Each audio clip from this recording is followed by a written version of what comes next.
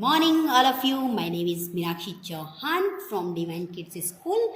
First unit test आपकी complete हो गए हैं, तो आज हम वापस चैप्टर सेकंड से स्टार्ट करने जा रहे हैं. चैप्टर नेम है फ्रैक्शंस एंड डेसिमल्स. फ्रैक्शन का मतलब आपको पता है क्या होता है, भिन्न होता है. एंड यानी और डेसिमल्स यानी दशमलव. तो आज का जो हमारा जो चैप्टर स्टार्ट हो रहा है वो फ्रैक्शंस और डेसिमल का स्टार्ट हो रहा है. तो हम स्टार्ट करते हैं हमारा चैप्टर. तो हम एक्सरसाइज 2.1 से स्टार्ट करते हैं. तो एक्सरसाइज 2.1 का फर्स्ट क्वेश्चन है सॉल्व. हमें ये सॉल्व करना है 2 - 3/5. तो हम इसको कैसे सॉल्व करेंगे, तो हम देखते हैं हम इसको कैसे सॉल्व करते हैं. क्वेश्चन फर्स्ट का फर्स्ट है, तो 2 - 3/5 है इजिकल टू. तो सबसे पहले हम क्या करेंगे, अगर इसका डिनोमीटर नहीं दे रखा है तो हम इसके नीचे 1 लगा लेंगे. तो हमने 2/1 कर लिया. यहाँ पर माइनस है, सब्ट्रैक्शन है, तो हमने भी यहाँ पर सब्ट्रैक्शन का साइन लगा लिया. 3/5 है तो 3/5 कर लिया. फिर हम इजिकल टू कर लिया. अब सबसे पहले हम क्या करते हैं, हम 1 और 5 का एलसीएम ले लेते हैं. आपको पता ही है कि 1 और 5 का अगर एलसीएम लेंगे तो 5 ही आएगा. तो हमने इसको ज़्यादा डिस्क्राइब नहीं किया है, तो हमने सीधे इजीली इसका 5 हमने एलसीएम लिख दिया है. उसके बाद 1 की टेबल में 5 कितने टाइम्स आता है, 1 की टेबल में 5 है वो 5 टाइम्स आता है. तो हम ऊपर वाली संख्या से 5 बार मल्टीप्लाई करते हैं, आपको पता है. फिर 5 की टेबल में 5 कितनी बार आता है, 5 की टेबल में 5 1 टाइम आता है. तो हम 1 बार मल्टीप्लाई करेंगे, इसीलिए हमने 2 × 5 यहाँ लिखा है और -3 × 1 लिखा है. ठीक है, आपको समझ में आ गया होगा. और यहाँ पर 5 डिनोमीटर में लिखा है. अब देखिए 2 × 5 = 10, तो हमने यहाँ पर 10 लिखा है. माइनस का माइनस, 3 × 1 = 3, तो हमने यहाँ पर 3 लिखा है.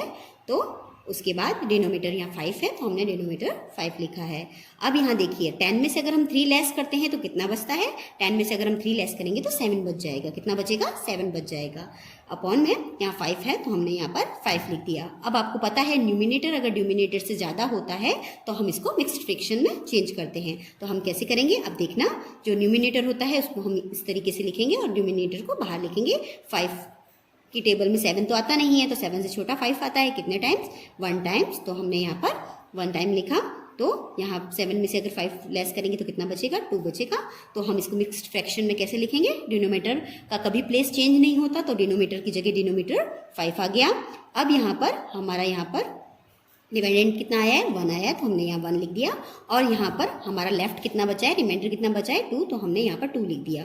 अब हम इसको करके देखते हैं. 5 यहाँ इसको इससे मल्टीप्लाई करते हैं और ये संख्या इसमें ऐड करते हैं, आपको पता है. तो 5 × 1 = 5 और 2 कितना होता है, 7/5. यानी ये हमारा एकदम राइट है. आई होप आप समझ गए होंगे, और नहीं समझे हैं तो हमारा नेक्स्ट एग्जाम्पल से आप आराम से समझ जाएंगे. हमारा नेक्स्ट एग्जाम्पल है एडिशन का. 3/5 इसको ऐड करना है 2/7 से. तो अब आप करते हैं. अब देखिए सबसे पहले यहाँ पर तो दोनों में फ्रैक्शन दे रखी है, तो हमें कोई प्रॉब्लम नहीं है. अब हम क्या करेंगे, 5 और 7 का एलसीएम लेंगे. तो एलसीएम आपको पता है कैसे लेंगे, 5 और 7 का जब हम एलसीएम लेते हैं तो हमने 5 और 7 लिख दिया. 5 किसकी टेबल में आता है, सबसे छोटी. 2 की टेबल में आता नहीं, 3 की टेबल में आता नहीं, 4 की टेबल में नहीं आता, 5 की टेबल में खुद की में आता है. तो 5 की टेबल अगर ली तो 5 × 1 = 5. 5 की टेबल में 7 नहीं आता, तो हम 7 का 7 लिख देते हैं यहाँ पर. अब देखते हैं यहाँ पर, यहाँ 7 किसकी टेबल में आएगा, 1 2 3 4 5 6 की किसी की टेबल में नहीं आएगा, खुद 7 की टेबल में आएगा. तो हम 7 की टेबल से करते हैं. तो यहाँ तो 1 ऑलरेडी था, यहाँ पर भी 1. अब जब इसका एलसीएम निकालेंगे तो 7 की टेबल 5 टाइम बोलेंगे, तो 7 × 5 = 35. कितना आ जाएगा, 35. तो हमारा एलसीएम कितना हो जाएगा, 35. तो हमने यहाँ पर 35 लिख दिया. अब देखिए 5 की टेबल में 35 कितने टाइम्स आता है, तो 5 की टेबल में 7 बार आता है. कितनी बार आता है, 7 बार. तो हम 3 को 7 से मल्टीप्लाई करेंगे. अगर हम 7 की टेबल 3 टाइम्स बोलेंगे तो 7 × 1 = 7, 7 × 2 = 14, 7 × 3 = 21. तो हमने यहाँ पर 21 लिख दिया. बीच में ऐड का निशान है, इसलिए मैंने यहाँ पर ऐड का निशान लगा दिया. 7 की टेबल में 35 कितने टाइम्स आता है, 7 की टेबल में 35 5 टाइम्स आता है. तो हम 2 को 5 से मल्टीप्लाई करेंगे. तो 5 की टेबल अगर हम 2 टाइम्स बोलेंगे तो 5 × 2 = 10. कितना हो जाएगा, 10 हो जाएगा. तो अब हम इसको सॉल्व करते हैं. 21 में 10 को ऐड करते हैं तो 0 और 1 1 हो जाता है. 2 और 1 कितना होता है, 3 होता है. और यहाँ डिनोमीटर में अपने 35 दे रखा है, तो 31/35. आपको पता है अगर न्यूमिनेटर कम होता है तो हम इसको मिक्स्ड फ्रैक्शन में चेंज नहीं कर पाते हैं। तो ये इसका आंसर यही रह जाएगा। आई होप आप समझ गए होंगे। अब यहाँ देखिए मिक्स्ड फ्रैक्शन दे रखी है, पहले हमें इनको फ्रैक्शन में चेंज करना है, नॉर्मल फ्रैक्शन में, उसके बाद इसको सॉल्व करना है। तो हम कैसे करेंगे तो हम देखते हैं। आपको पता ही है जैसे कि डिनोमिनेटर से पहले जो हमारे आगे दे रखी होती है संख्या, इसको मल्टीप्लाई करते हैं। तो हमने 3 की टेबल अगर 2 टाइम्स बोली तो 3 2 जा 6, 6 के अंदर 2 ऐड करेंगे तो कितना हो जाएगा 8। 8/3 हमने यहाँ सॉल्व करके लिखा, यहाँ ऐड था तो हमने यहाँ भी ऐड लगाया।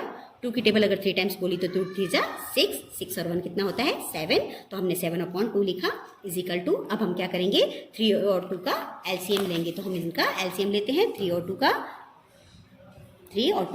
3 किसी की टेबल में नहीं आता, 3 की खुद की टेबल में आता है, तो 3 1 जा 3 हो जाएगा, 2 का 2 रह जाएगा। फिर हम 2 की टेबल में 2 लगाएंगे डिवाइड, तो 2 1 जा 2 हो जाएगा। तो इसका जो एलसीएम हो जाएगा वो कितना हो जाएगा 3 2 जा 6 हो जाएगा, जो हमारे पास आया है। अब 3 की टेबल में 6 कितने टाइम्स आता है 2 टाइम्स आता है, आपको पता है।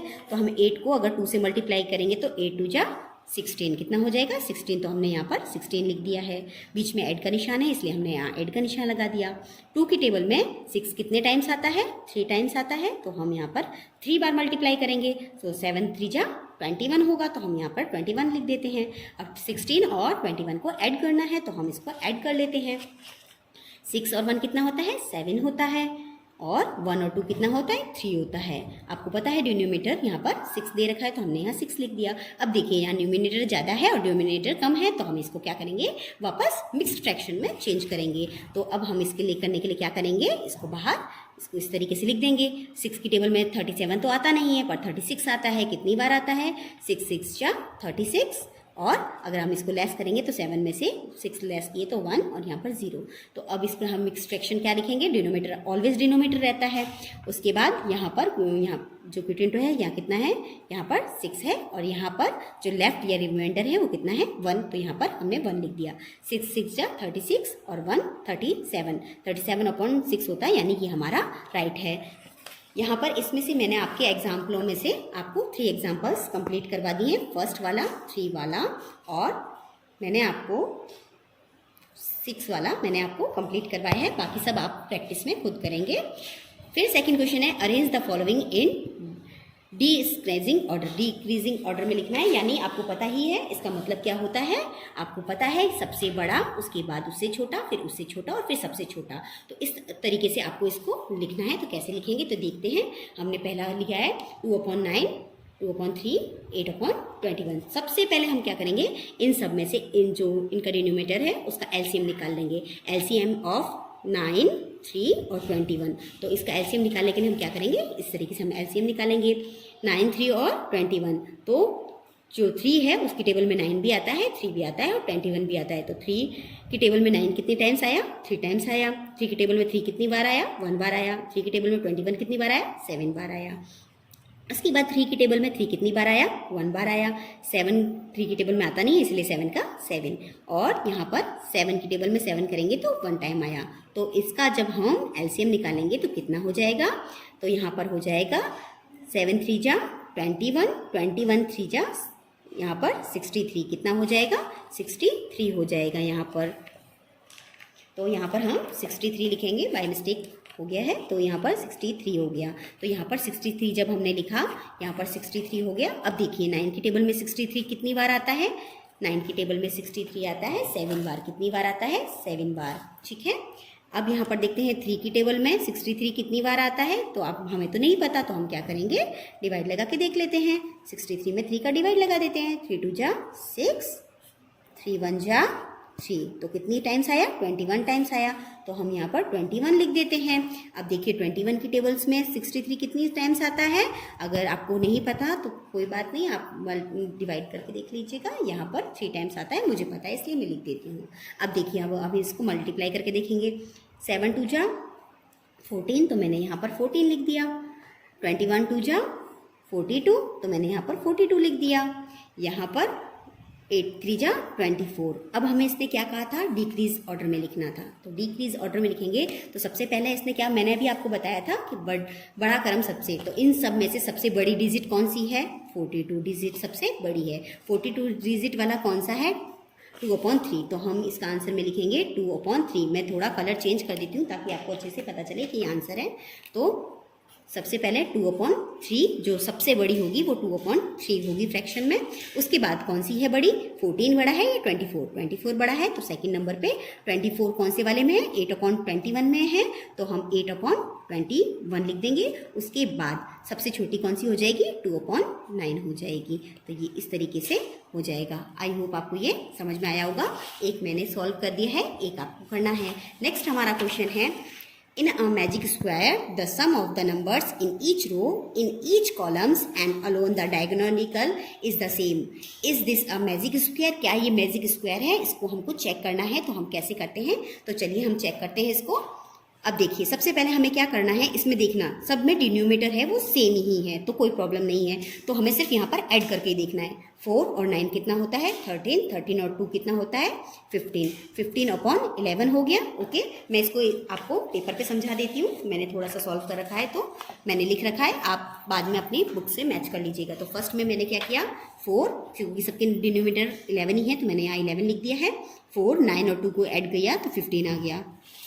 सेकेंड रो में कितना है, 3/11 ऐड 5/11 ऐड 7/11, तो हमने इसको ऐड कर देंगे। तो यहाँ पर 3 और 5 8 होते हैं, 8 और 7 15/11 होते हैं। यहाँ पर भी ये हो गया। अब यहाँ पर थर्ड के अंदर थर्ड रो में क्या हो जाएगा, 8/11 1/11 और 6/11। तो अब अपन इसको ऐड करके देखेंगे तो 8 और 1 9, 9 और 6 15/11। यानी यहाँ पर अगर हमने इसको सीधे सीधे अगर इनको हम ऐड करेंगे तो इनका आंसर 15/11 आ रहा है। यानी ये अभी तक तो अपने को मैजिक बॉक्स लग रहा है, पर सिर्फ एक साइड से नहीं, सारी साइड से चेक करना है। तो हमने जब इसको इस तरीके से चेक किया, अब हम इसको इस तरीके से चेक करते हैं। तो यहाँ सब जगह तो 11 ही है, तो कोई प्रॉब्लम ही नहीं है। अब देखते हैं, 4 और 3 7, 7 और 8 कितना होता है, 15 होता है। तो हम इसको भी यहाँ इस तरीके से चेक करेंगे। सेकेंड बॉक्स जो है वो मैंने इसलिए कलर चेंज किया ताकि आपको प्रॉब्लम नहीं हो। तो 4, 3 और 8 अगर हम करके देखते हैं तो 4 और 3 7, 7 और 8 15/11 हो जाते हैं। ठीक है, उसके बाद सेकेंड रो में है तो 9/11 5/11 और 1/11। तो हम काउंट करते हैं, 9 और 5 14, 14 और 1 कितना होता है, 15/11 होता है। तो यहाँ पर हमने 15/11 लिख दिया।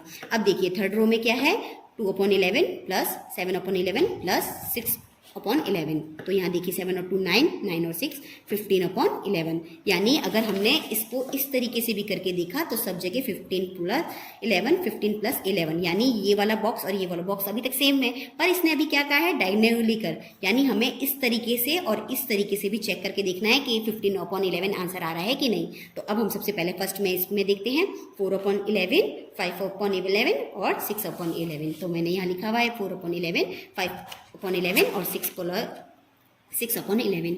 तो 4 और 5 कितना होता है, 9 होता है। 9 और 6 कितना होता है, 15/11। यानी ये भी है। अब लास्ट वाला हम लोग इस साइड वाला भी देखते हैं, 6, 5 और 4 वाला। तो अब यहाँ देखते हैं, अब इस वाला देखते हैं 2/11 5/11 और 8/11। तो 2/11 5/11 और 8/11। अब हम इसको ऐड करते हैं, 2 और 5 कितना होता है, 7, 7 और 8 कितना होता है, 15/11। अब देखिए जहाँ कहीं से भी हम इसको चेक कर रहे हैं तो इसमें आंसर सेम ही सब जगह आ रहा है, 15/11। तो क्या ये मैजिक बॉक्स है, तो yes it is magic box, magic square. Okay, I hope आप समझ गए होंगे। आज हम यहीं तक पढ़ेंगे, क्वेश्चन 3 तक, और जो क्वेश्चन मैंने आपके लिए छोड़े हैं वो आपको खुद होमवर्क में करने हैं। Thank you.